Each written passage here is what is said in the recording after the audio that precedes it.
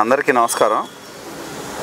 ఇవాళ ఏదైతే సాక్షి పేపర్లో నాకు సంబంధం లేని చాలా అంశాలని నేను చేసినట్టుగా వాళ్ళు అవినీతి అనకొండ అని చెప్పి ఒక ఆర్టికల్ రాశారు. దాని మీద క్రిమినల్ కంప్లైంట్ ఇవ్వడానికి నేను రావడం జరిగింది. ముఖ్యంగా ఏంటంటే జగన్మోహన్ రెడ్డి గారు ప్రతిపక్ష నాయకుడిగా ఉన్న దగ్గర నుంచి ఈ రకమైన ఎన్నో ఆరోపణలు నా మీద చేస్తూనే ఉన్నాడు. ఆయన ఒక పుస్తకం పబ్లిష్ చేశాడు ఆ రోజు. దానిలో కూడా 2 పేజీలు నా కోసం ఇచ్చాడు. ఇవాళ 5 సంవత్సరాలు అయింది, ఎన్నికలు వచ్చినాయి. 4 సంవత్సరాల 10 నెలల కాలంలో ఏదైతే ఆయన పలు సందర్భాల్లో ఆయన కానివ్వండి, లేకపోతే ఆయన సతీమణి భారతీరెడ్డి నడిపే సాక్షి పేపర్లో కానివ్వండి రాసే అంశాలు ఏవైతే ఉన్నాయో ఈ 4 సంవత్సరాల 10 నెలల కాలంలో ఒక్కటంటే ఒక్కటి కూడా ఈ ప్రభుత్వం ఎందుకు నిరూపించలేకపోయింది అని చెప్పి నేను ప్రశ్నిస్తూ ఉన్నా. ఆ కబ్జాలు అన్నారు, ఈ కబ్జాలు అన్నారు, నకిలీ డాక్యుమెంట్లు అన్నారు, దేవాదాయ భూములను ఆక్రమించామని చెప్తున్నారు. ఏ ఒక్కటి కూడా ఇక్కడున్న స్థానిక ఎమ్మెల్యే కిలారి వెంకట రోసయ్య కానీ, ముఖ్యమంత్రి జగన్మోహన్ రెడ్డి కానీ, ఆయన అధికార యంత్రాంగం కానీ ఏ ఒక్క అంశం కూడా నిరూపించలే. చివరికి ఏం చేయాలో అర్థం కాక సంగం డైరీలో నాకు సంబంధం లేని సమయంలో పొన్నూరు నియోజకవర్గంలోకి వేమూరు నియోజకవర్గంలో ఉన్న సమయంలో ఆ రోజు ట్రస్ట్కి ఇచ్చిన 10 ఎకరాల భూమిని 20 సంవత్సరాల తర్వాత తీసి నా మీద కేసు పెట్టారు. అది తప్పితే ఏసీబీకి సంబంధం లేకపోయినా కేసు పెట్టారు. అది తప్పితే ఈ ప్రభుత్వంలో వాళ్ళు ఆరోపణ చేసిన ఆ రోజు నుంచి ఈ రోజు వరకు ఆరోపణ చేసిన ఒక్క అంశం మీద కూడా విచారణ చేసి నిర్ధారించిన సందర్భమే లేదు. అంటే అసలు విచారించడానికి అక్కడ ఏం లేదు, కేవలం ఆరోపణలకే పరిమితమయ్యారు.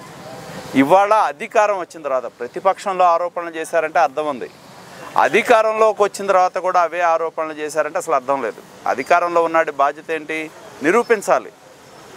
అధికారంలో ఉన్నాడు, తన అధికారాన్ని ఉపయోగించి ఇదిగో పలానా ధూళిపాల నరేంద్ర ఇదిగో ఇది చేశాడు, ఇది చేశాడు, ఇదిగో ఈ రికార్డు ఉంది, ఇలా విధంగా చేశాడని నిరూపించాలి. కానీ ఆ నిరూపించ శక్తి లేకపోవటం మూలన, ఆ ఆరోపణలు అవాస్తవాన్ని తెలిసినందు మూలన ఏమీ చేయలేక పదే పదే అధికారంలోకి వచ్చిన తర్వాత కూడా అవే ఆరోపణలు నిరూపిస్తూ ఉన్నారు. నాకు ఆశ్చర్యం కలిగించేది ఏంటంటే వాళ్ళ ఎమ్మెల్యే మీద ప్రేమ ఉండొచ్చు, కిలారి వెంకట రోసయ్య. ఆయనంట ఈ నియోజకవర్గానికి నెంబర్ 1గా చేశాడంట ఒకటి. రెండోది ఏంటంటే మోడల్ నియోజకవర్గంగా తీర్చిదిద్దాడంట. 2 మోడల్ నియోజకవర్గం దేనిలో? డబ్బులు వసూళ్ళు ఎలా చేయాలి, రేషన్ షాప్ దగ్గర నుంచి, డోక్రా దగ్గర నుంచి, ఉద్యోగస్తుల దగ్గర నుంచి డబ్బులు ఎలా వసూలు చేయాలి అనేది కిలారి వెంకట రోసయ్య ఈ నియోజకవర్గానికి అవినీతి కేర్ ఆఫ్ అడ్రస్గా మార్చాడు. రాష్ట్రాన్ని జగన్మోహన్ రెడ్డి ఏ విధంగా అయితే కేర్ ఆఫ్ అడ్రస్గా మార్చాడో రోసయ్య కూడా అదే విధంగా మార్చాడు. నేను ఎన్నో సందర్భాల్లో గ్రావెల్ అంశంలో కూడా పాదయాత్ర చేశా. మేము పలు కేసులు వేయటం జరిగింది. హైకోర్టు ముందు ప్రభుత్వం స్పష్టంగా చెప్పింది, నీళ్లు ఉండటం మూలాన మేము కొలవటం లేదు, నీళ్లు తీసి కొలవమని చెప్పి కూడా హైకోర్టు చెప్పింది. ఇంతవరకు జిల్లా యంత్రాంగం వేటి మీద కూడా యాక్షన్ తీసుకోలే. మేము ఆందోళన చేసినప్పుడు ఎవరైతే డిఎంజీ ఉన్నాడో ఆయన ఒక ప్రెస్ మీట్ పెట్టి నేను 1,50,00,000 1,90,00,000 పెనాల్టీలు వేశానని చెప్పారు. దానిలో ఒక్క పైసా కూడా వసూలు చేయలే. అదేవిధంగా రోసయ్య యొక్క అవినీతి ఓ పెద్ద చిట్టా ఉంది. నేనే ఛార్జ్ షీట్ అని ఐలాండ్ సెంటర్లో పెట్టేలా చెప్పాము. ఆయన ఎమ్మెల్యే అయిన తర్వాత మరి రేషన్ మాఫియాకి అడ్డామంది, బర్నబాస్ హత్య జరిగింది. ప్రతిదీ ఆ విధంగా చూసుకుంటే రేషన్ మాఫియా కానీ, గంజాయి కానీ, దౌర్జన్యాలు కానీ, దోపిడీకి కానివ్వండి, ప్రతి దానికి ఒక రేటు పెట్టి అడ్డగోలుగా 2,540 కోట్ల రూపాయలు దోచాడు అని చెప్పి మేము ప్రజల ముందు ఛార్జ్ షీట్ పెట్టాము. నిజంగానే ఈ ప్రభుత్వానికి జగన్మోహన్ రెడ్డికి గనక ప్రజల పట్ల చిత్తశుద్ధి ఉంటే ఈ పాటికి ఎంక్వైరీ చేసేవాడు. దోపిడీలో రోసయ్య ఈ నియోజకవర్గాన్ని రోల్ మోడల్గా చేశాడనే దానిలో ఎటువంటి సందేహం లేదు. ఆ రోజు చెప్పా, ఈరోజు చెప్పా, ఒక దొంగ పోతే ఇంకో గజ దొంగ వచ్చాడని. ఖచ్చితంగా ఆ అంశాలు కూడా మేము మాట్లాడతాం. అదేవిధంగా మాకు అర్థం కానిది ఒకటే, 5 సంవత్సరాలు జగన్మోహన్ రెడ్డి ముఖ్యమంత్రిగా ఉంటే ఒక్క అంశం మీద కూడా వాళ్ళు నిరూపించిన నేపథ్యం లేదు. మళ్ళీ వాళ్ళ ఎన్నికలు వచ్చినాయి, నేను తెలుగుదేశం పార్టీ అభ్యర్థిగా 7వ సారి ఉంటున్నా కాబట్టి మళ్ళీ ఫుల్ స్టేజ్లో అవే ఆరోపణలు చేస్తున్నారు. 5 సంవత్సరాలు ఏం బీకాడు జగన్మోహన్ రెడ్డి? రోసయ్య ఏం చేశాడు? నిజంగా నేను కనుక దోపిడీ చేసుంటే రోసయ్య ఏం చేశాడు? అదేవిధంగా నేను కోరేది ఏంటంటే, భారతీ రెడ్డి గారిని ఆ ఆధ్వర్యంలో ఆ పేపర్ ఉంది కాబట్టి పాపం మొన్న సునీత గారు ఒక పెద్ద ప్రజెంటేషన్ వేశారు. భారతీ రెడ్డి గారి యొక్క బావ అనుకుంటా, అవినాష్ రెడ్డి, ఆయన వాళ్ళ తండ్రి అంటే జగన్మోహన్ రెడ్డి బాబాయ్ వివేకానంద రెడ్డి తండ్రి తర్వాత తండ్రి లాంటి వాడి మర్డర్లో ఎలా భాగస్వాములు అయ్యారు అని చెప్పి ఒక బహిరంగమైన ప్రజెంటేషన్ ఇచ్చింది. మరి దాని గురించి రాయలేదే? అదేవిధంగా తన భర్త జగన్మోహన్ రెడ్డి 2019 ఎన్నికల్లో కోడికత్తి డ్రామా నడిపాడు. ఎన్ఐఏనే స్పష్టంగా చెప్పింది దీనిలో ఎటువంటి కుట్ర లేదు. ఆ కోడికత్తి సీన్ అనేవాడు ఎవరైతే ఉన్నాడో అతను జగన్మోహన్ రెడ్డి మీద అభిమానంతోనే చేశాడు అనేది ఎన్ఐఏ కేంద్ర ప్రభుత్వ ఏజెన్సీ స్పష్టం చేసింది. మరి ఎందుకు రాయరు? అంటే మీకు అదేవిధంగా మనం చూస్తే ఎన్నో ఆరోపణలు, ఎన్నో అవినీతులు జరుగుతున్నాయి రాష్ట్రంలో. సాక్షి ఎందుకు రాయదు వాటి గురించి? ఇసుక దోపిడీ గురించి రాయదు, మద్యం దోపిడీ గురించి రాయదు, ఏటి గురించి రాయదాళ్ళు.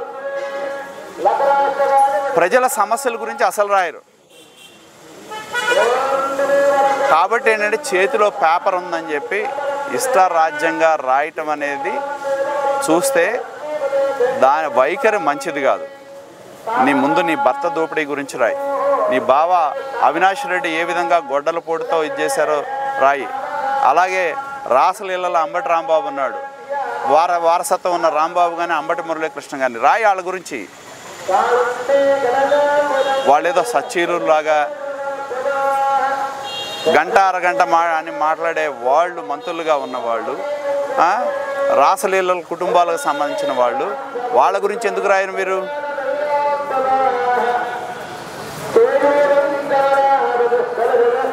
కాబట్టి పేపర్ చేతిలో పెట్టుకొని లేని ఆరోపణలు చేస్తూ ఏదైతే చేస్తా ఉన్నారో దాని మీద మేము పోలీస్ యంత్రాంగాన్ని డిమాండ్ చేయడం జరిగింది. ఎందుకంటే వాళ్ళు చేసిన ఆరోపణలు మామూలు ఆరోపణలు కాదు.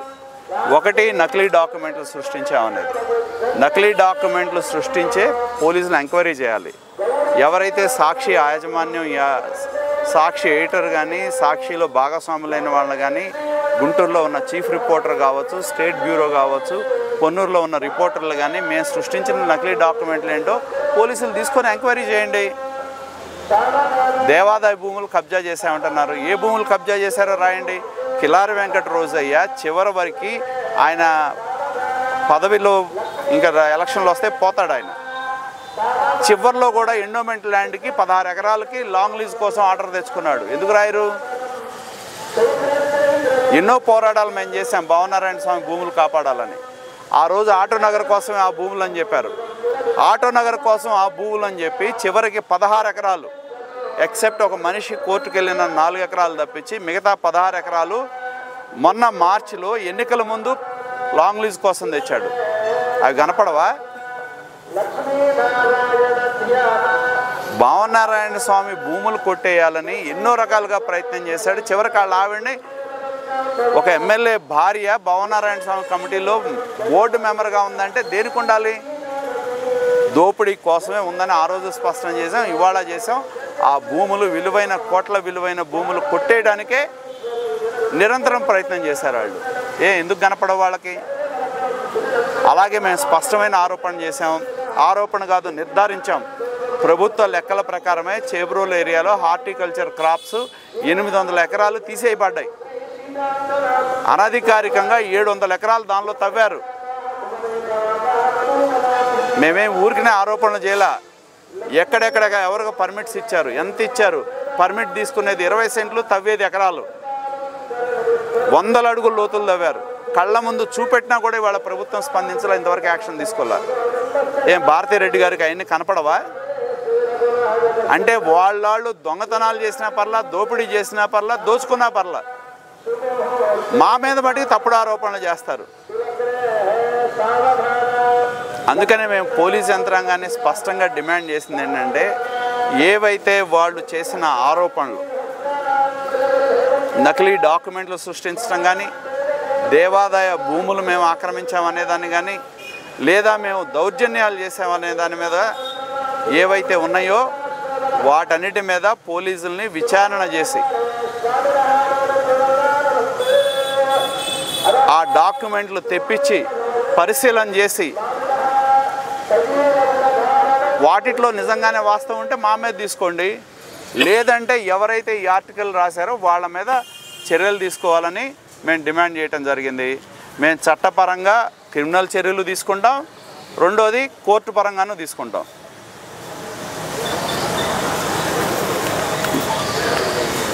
కాబట్టి మేము డిమాండ్ చేస్తూ ఉంది ఒకటే, భారతిరెడ్డి గారు ఈ సమాజంలో వాళ్ళ పార్టీ వాళ్ళు ఎన్ని అరాచకాలు చేస్తా ఉన్నా, ఎంత దోపిడీ చేసినా, దౌర్జన్యాలు చేసినా, మహిళల మీద బలవంతపు ఇది చేసినా, అవన్నీ మట్టికి ఒక మహిళ అయినా ఆమెకు కనపడవు. వాళ్ళ రాతలు చూస్తే సభ్య సమాజం సిగ్గుతో తలంచుకోవాల్సిన పరిస్థితి.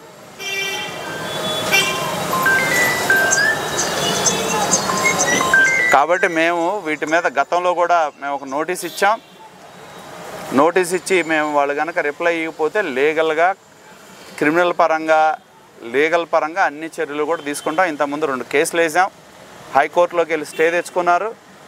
మళ్ళీ మేము ఎందుకంటే ఈ తప్పుడు రాతలు రాసే వాళ్ళు భారతిరెడ్డి అయినా జగన్మోహన్ రెడ్డి అయినా ఎవరిని వదిలిపెట్టాం. మేము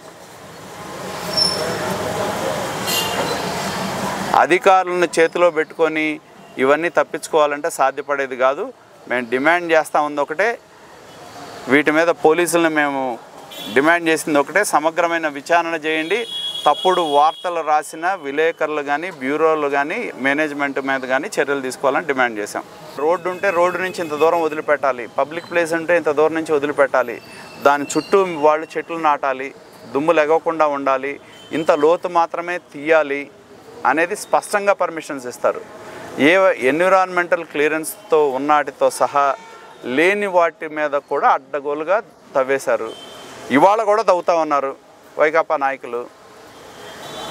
ఇవాళ కూడా ఎన్నికల సమయం వచ్చింది కదా, సందిట్లో సడమయ్యేలాగా ఇప్పుడు కూడా గ్రావెల్ అక్రమాలు తవ్వుతూ ఉన్నాయి. మనం వెళ్ళినా ఇవాళ కనపడతాయి. మొన్న వెళ్తే చెప్తా ఉన్నారు, రాత్రిపూట పగలు మానేసి రాత్రిపూట పెడుతున్నారంట. కాబట్టి వీటన్నిటి మీద ఎలక్షన్ కోడ్ ఉన్న సందర్భంగా మేము చీఫ్ ఎలక్షన్ కమిషనర్ కూడా కంప్లైంట్ ఇస్తాం. మోడల్ కోడ్ ఆఫ్ కండక్ట్ ఉంది, దానికి విరుద్ధంగా రాసే రాతల మీద కానీ చర్యలు తీసుకోమని ఆర్ఓనిను చీఫ్ ఎలక్షన్ కమిషనర్ కోరటం, రెండోది పోలీస్ పరంగా చర్యలు తీసుకోమంటాం, మూడోది కోర్టు పరంగా డెఫమేషన్ కేసు వేస్తాం. వీళ్ళు రాసే రాతలు, తప్పుడు రాతలు ఏవైతే ఉన్నాయో చివరికి ఏదో ఒక రోజు బహిరంగంగా ప్రజలకి మేము తప్పు చేశామని క్షమాపణ చెప్పే రోజులు దగ్గరలోనే ఉన్నాయి.